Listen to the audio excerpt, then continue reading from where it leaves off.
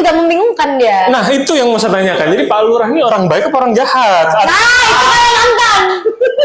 Soalnya dia orang baik apa orang jahat ya? Kira-kira menurut kalian komen di bawah ya. Baik ya, baik. Rasain akibatnya nanti dia. Tapi jahat atau baik ini? Ini jahat atau baik? Kalian nonton aja nanti tanggal 9.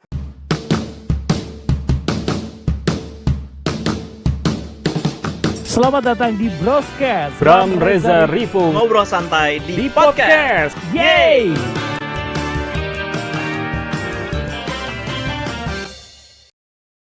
Halo, balik lagi di Broscast bareng gua Bram Herlambang dan sudah ada dua tamu yaitu Ratu Sofia dan Om Gito. Apa kabar semuanya? Baik. Terima kasih sudah berkenan. Ini luar biasa. Bukan hanya karena Ratu datang, tapi ada Om Gito di sini yang dari Luar biasa ini. Ini luar biasa ini. sebuah kebanggaan ya. Ya. Om Gito datang untuk membahas film terbaru yaitu Almarhum. Ini seperti yang digambar, teman-teman bisa lihat di belakang. Ada bendera kuning, bendera yang cukup ini ya, identik dengan kita masyarakat Indonesia, pasti ada yang meninggal gitu loh. Judulnya aja Almarhum. Oke, jadi langsung aja aku ke Ratu dulu deh. Jadi kalau almarhum, orang sudah ngira nih, pasti orang udah meninggal, ada bendera kuning ini jangan-jangan baru meninggal. Ceritanya soal apa sih? Soal itu nggak sesuai dengan perkiraan penonton lihat poster? Iya, jadi ceritanya itu kurang lebih dia berceritakan tentang satu keluarga ini yang ada di Jawa Tengah. Tiba-tiba ada satu kejadian, salah satu keluarga itu meninggal, dan meninggalnya itu di hari Selasa Kliwon. Oke. Nah, mitosnya kalau di Jawa Tengah itu, siapa yang meninggal dari Selasa Kliwon, dia akan menjemput anggota keluarga yang lain. Wah, serem. Nah, Ngajak itulah yang, ya, dia tuh ngajak. Nah, itulah yang jadi konflik di antara keluarga ini. Gitu. Soalnya ada 3 anak di satu keluarga inti ini. Yang satunya itu skeptis banget sama hal-hal beginian. Yang satunya itu Sasimo, nggak bisa dibilang. Apa tuh? Sana sini, jadi dia tuh bingung juga kan ya, Sasimo. Aduh, anak sekarang, gua nggak ngerti. Yang satu itu dia tuh terlalu sangat percaya sama hal-hal beginian gitu. Jadi itulah yang kita bangun di situ konfliknya segala macam. Jadi konfliknya itu di 3 saudara itu mempercayai untuk menyelamatkan keluarga, intinya gitu. Iya, jadi sama-sama mau menyelamatkan keluarga, tapi dengan cara-cara yang berbeda-beda. Yes, Yang yes. satu tuh emang nggak percaya sama apa Jumat Kliwon lah, Selasa Kliwon tuh nggak percaya dia. Yang satu nih bingung dia harus kayak gimana nih karena anak tengah itu aku. Oke. Ya, yang terakhir ini yang kayak enggak, kita harus begini gitu. Dia terlalu mempercayai si Selasa Kliwon ini. Jadi harus melakukan ritual-ritual segala macem. Sedangkan yang pertama ini nggak mau melakukan ritual. Nah, gitu. karaktermu gimana? Sebagai penengah, sebagai anak tengah, sebagai penengah kakak iya, dan stres. adikmu itu gimana? Stres, berasa stresnya. Berasa banget stresnya. Kayaknya kok ke bawah sampai sini ya stresnya. Banget, waktu syuting nggak berasa stresnya gitu. Karena aku sebagai anak perempuan satu-satunya juga, jadi kayak yang 2-nya laki-laki kan keras banget nih. Jadi setiap mereka bentrok tuh aku tuh yang kayak gitu. Siapa sih kakak adikmu siapanya? Oke, yang jadi kakak itu Mas Dimas Aditya. Aditya, yang jadi adik Alzi Marcos. Oke, pun secara karakter itu 2 karakter yang kuat gitu ya Iya, sebenarnya. 3 karakter yang beda-beda ini di sini. Jadi yang bentrok terus lah, Oke. bentrok terus. Oke. Seberapa seru sebetulnya proses syutingnya dengan kalau kamu cerita sangat bersemangat gitu ya? Wah, syutingnya seru banget. Jangankan seru banget ya, kita tuh tersiksa banget. Ya kan Om, kita tahu Om gitu mah. Nggak usah cari validasi dong. Om gitu mah ya udahlah. Dateng santai banget dia syuting, pulang balik ke hotel nge-gym. Kalau kita udah pulang nggak pulang-pulang, udah pergi nggak pulang-pulang, Sampai pagi. udah pergi nggak pulang-pulang kita. Dia udah nge-gym 100 kali, kita belum pulang. Tapi kalau syuting sampai pagi emang kebanyakan setnya malam ya? Karena malam kita setnya kan di hutan malam, terus shotnya banyak, jadi tuh bener-bener makan waktu banget lah karena ngambil shot ini. Oh, isi. Oke, Nana, jangan kejauhan. Nanti udah cerita. Iya, ntar gue cerita. Stop, saya ke Om Gito dulu. Om Gito, jadi ini kayaknya kan kalau dari cerita barusan Om tidak masuk keluarga inti ya? Iya. Nah, Om di mananya Om? Jadi justru ini yang meninggalkan bapaknya. Betul. Bapaknya orang terpandang di sana. Terus punya 3 anak. Si Dimas Aditya, anak pertama, dia dokter ceritanya. Jadi karena dia sudah orang modern, dia nggak percaya lah. Yang rasional itu anak pertama ya? Terus sebelum masuk dia adiknya dulu. Adiknya Alzi yang masih dekat dengan dia, suka nemenin bapaknya di Desa banget lah. perkebunan desa. Jadi dia dekat dengan desa ini, dengan tradisi. Kebetulan dia juga sering ngobrol sama saya, Pak Lurah ini. Pak Lurah. Jadi, nah ini jadi ada kutub yang berbeda. Yang satu sudah tidak menerima, apa-apaan sih? Jadi saya kan menawarkan, kalau, sebenarnya saya ingetin lagi. Jadi bapaknya ini meninggal di hari Selasa Kliwon. Oke. Bukan hari yang bagus itu. Kalau menurut orang Wah itu sana. jalannya kayak bukan dari yang bagus itu. Gue inget banget, serius. Nanti saya potong buat TikTok. Jadi Lu kenapa jawab dia kayak akan mengajak anggota keluarganya orang yang mati di Selasa Kliwon itu. Nah, saya sebagai lurah, saya sadar betul itu. Karena folklore itu sudah ada ya di desa. Tapi saya menawarkan solusinya. Ada ritualnya. Jadi ritualnya itu nanti kita ada pecah-pecah piring. Oke. Tolak bala lah ininya. Balanya. Iya. Tapi ya ini si dokter ini anak pertama kan nggak setuju. Yang kecil setuju. Dia ada di tengah-tengah. Di satu sisi, ya nggak apa-apa lah, repot-repot sedikit. Ya nanti Konfliknya di nonton aja. situ. Sebenarnya di situ. Oke. Ada yang tidak setuju, ada yang maunya. Pak Lurah ini juga membingungkan dia. Nah itu yang mau saya tanyakan. Jadi Pak Lurah ini orang baik apa orang jahat? Nah, itu kayak nonton. Soalnya, Saya juga bingung, saya baik apa enggak ya? Untung ada Ilham ngingetin kalau nggak bocor tadi. soalnya. Nggak boleh. Soalnya nonton tanggal 9 gitu dong. Dia orang baik apa orang jahat ya? Kira-kira menurut kalian komen di bawah ya. Baik ya, baik. Baik kayaknya.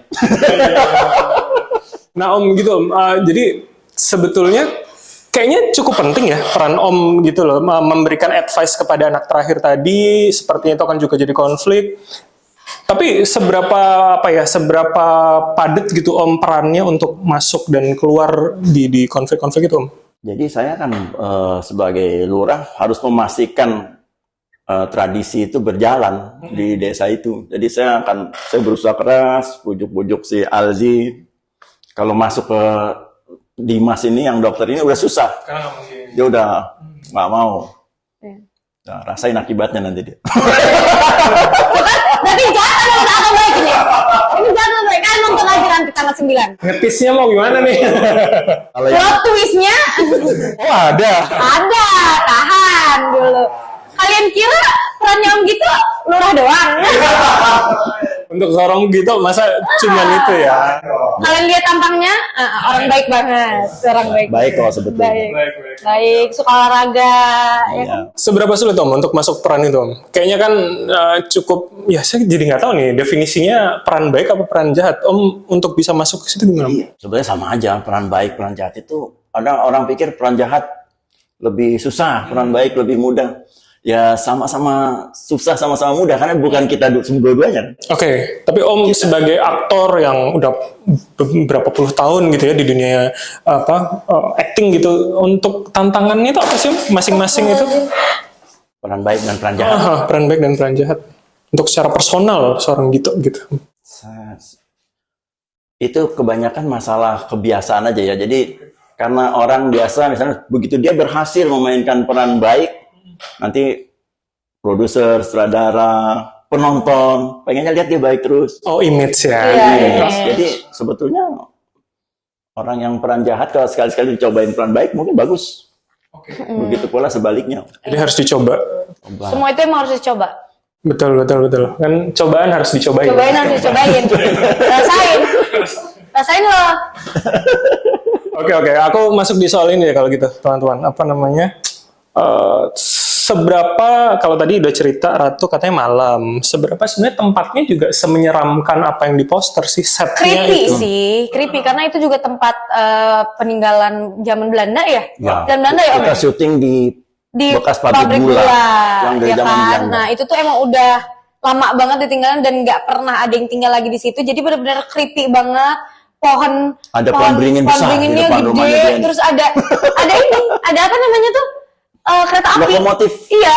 Yang nggak kepake bangkai lokomotif gitu ya? Itu tuh serem banget dan itu tuh bener-bener hutan gitu loh.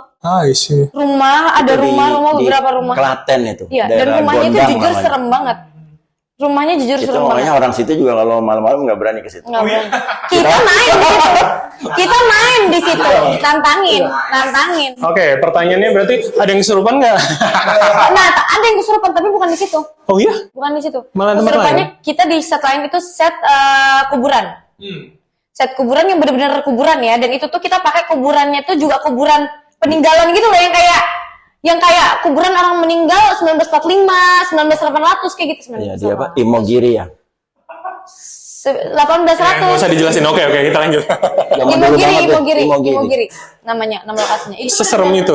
serem banget, dan kayak model makamnya tuh makam zaman dulu gitu loh, yang bulat-bulat. Oh, batu gede-gede yang gitu ya. gede-gede. Tapi bukan makam Belanda atau yang Bukan, Lebih dulu dari Belanda. Lebih sebelumnya. ini terawat ya? Nggak, maksudnya itu makam bangsawan kah misalkan kok? kiai-kiai sih. Oke.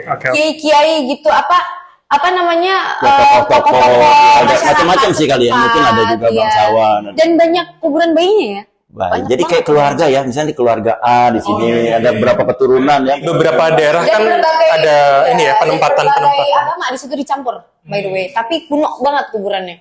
Itu seberapa serem Om?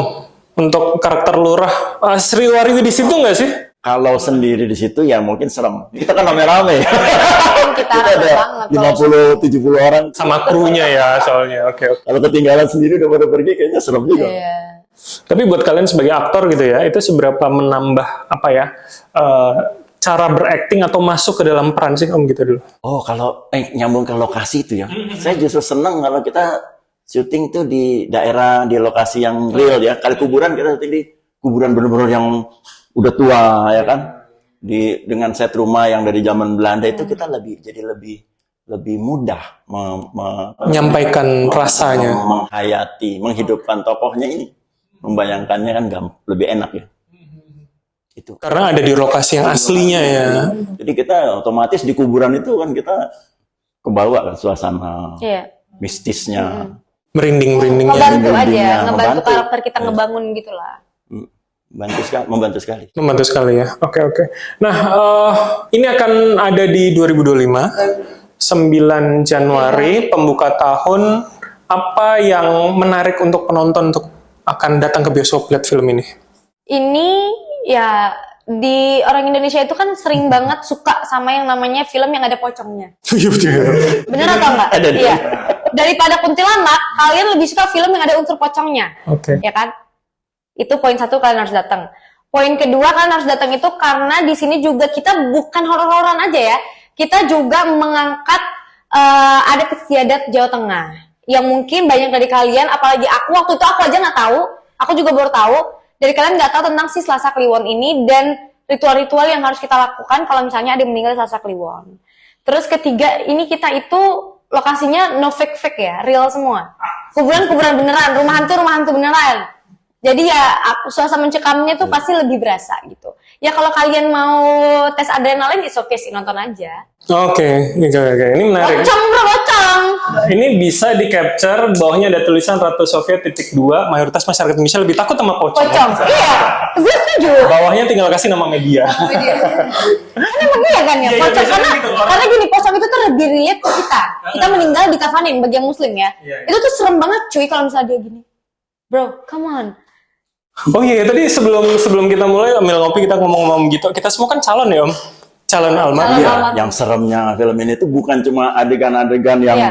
nanti ada pocong, Iya. ada serem-serem gitu penampakan apa namanya orang yang udah mati apa. Tapi ini pesannya itu juga sudah cukup mengerikan sebenarnya. Iya. Kita semua nanti akan jadi itu. Akan menjadi almarhum kita semua. Jadi begitu almarhum nanti mati itu aja udah serem ya. Tapi untuk cocok untuk semua ini ya kalangan ya Of maksudnya. course, ini kan sebenarnya keluarga kan. mengingatkan kita kalau kematian itu tuh pasti akan datang ke kita. Siapkan bekal untuk akhirat nanti. Intinya kayak gitu sih. Ada pesan Gitu itu, juga. pesan baik itu. Jadi Iya. nanti kita akan, dan yang makin dewasa mungkin akan jadi lebih takut daripada yang anak muda. Karena waktunya udah lebih dekat. Tapi diingat, kematian itu datang kapan saja. Itu bisa. Oh, Om tolong. Yang Jokesnya tua mati duluan. Oh enggak. oh, gelap susah nanggepinnya. Enggak. Om Gito itu dari zaman syuting. Jokesnya gelap banget selalu. Kita tuh anak-anak tuh yang kayak ya Allah. Ya Allah. Oke, Om Gito sampai. Benar kata Ratu, memang kematian kan bisa di semua umur ya. Nggak tua, yang muda juga bisa. Jadi ini sebenarnya dekat dengan kita semua. Oke, terima kasih Om Gito, terima kasih Ratu untuk kesempatan kali ini. Kita tunggu 9 Januari 2025 di bioskop Indonesia. Soalnya nadanya ngerem tadi barusan. Di bioskop Indonesia. Nge-glitch. Terima kasih dan sampai jumpa di episode berikutnya.